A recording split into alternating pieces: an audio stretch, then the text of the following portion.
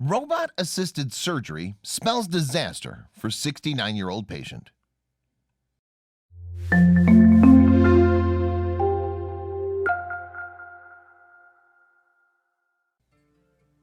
While robotic surgery is considered generally safe, the FDA is reviewing the data after a growing number of reported complications.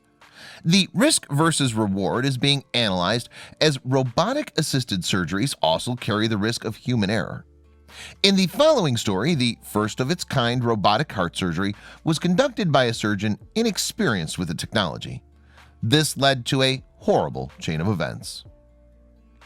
Robot-assisted heart surgery.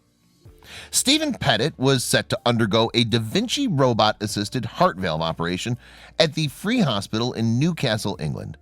According to Da Vinci's website, the goal of mitral valve surgery is to repair or replace the damaged valve and allow blood to flow properly. Minimally invasive.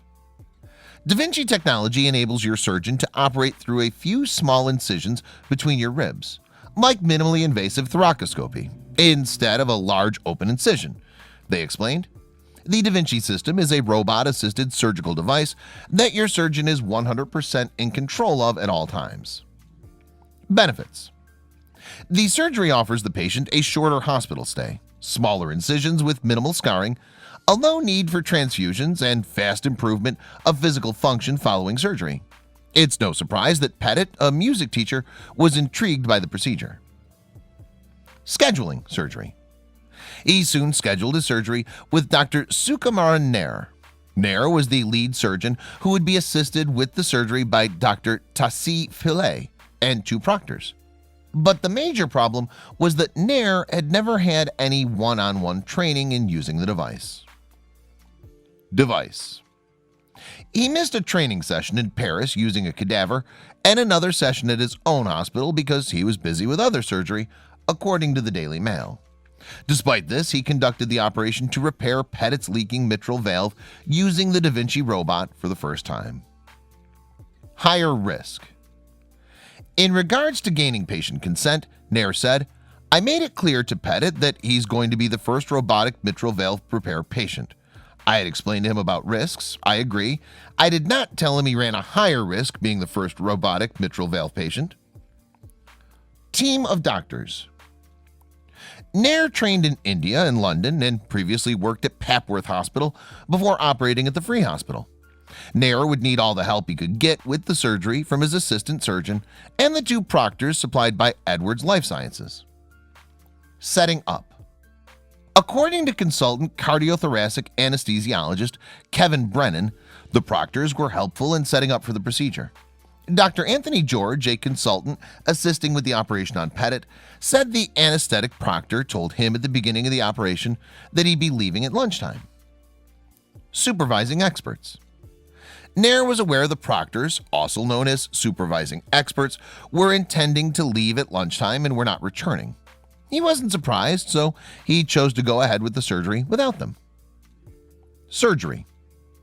George told the Daily Mail, I don't recall exactly what was said, but the implication was that he was happy to continue with the process. He said the robotic operation continued after he told them he was considering that it was going badly.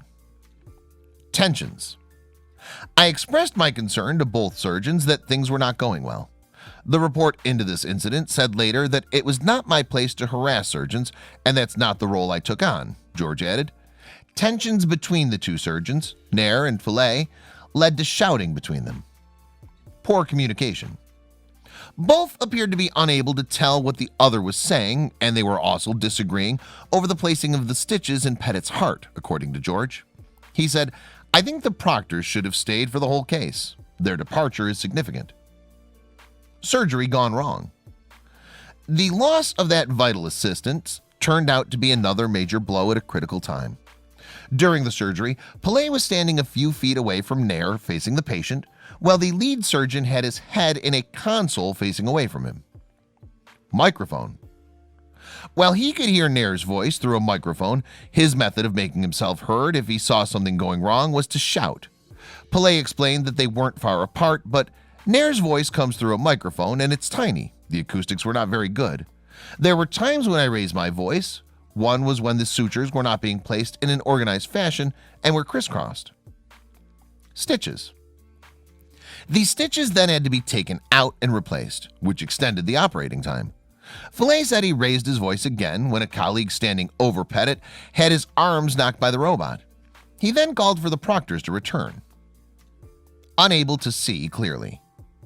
Fillet thought the proctors had gone to the coffee shop for a break, when in fact they'd left the hospital and gone home partway through the procedure in February 2015.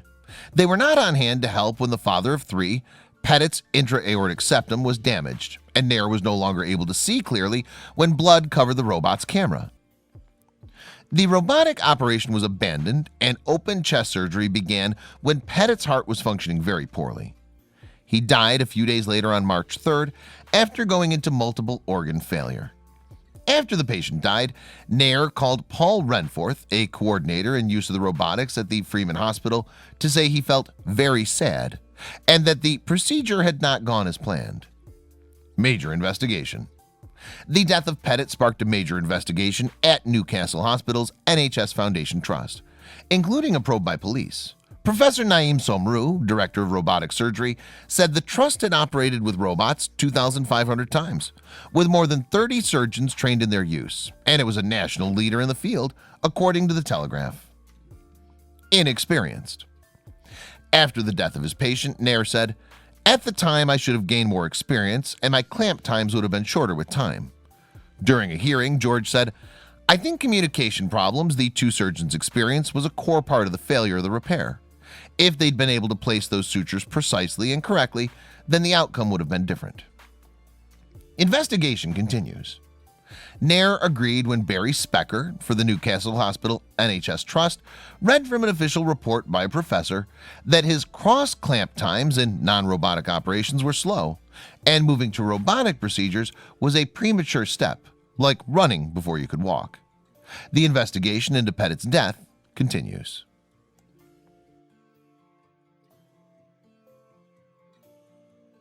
Check out these other videos from Let Me Know. If you haven't made the move to subscribe to our channel, all you need to do is click on that red subscribe button. Thank you for watching.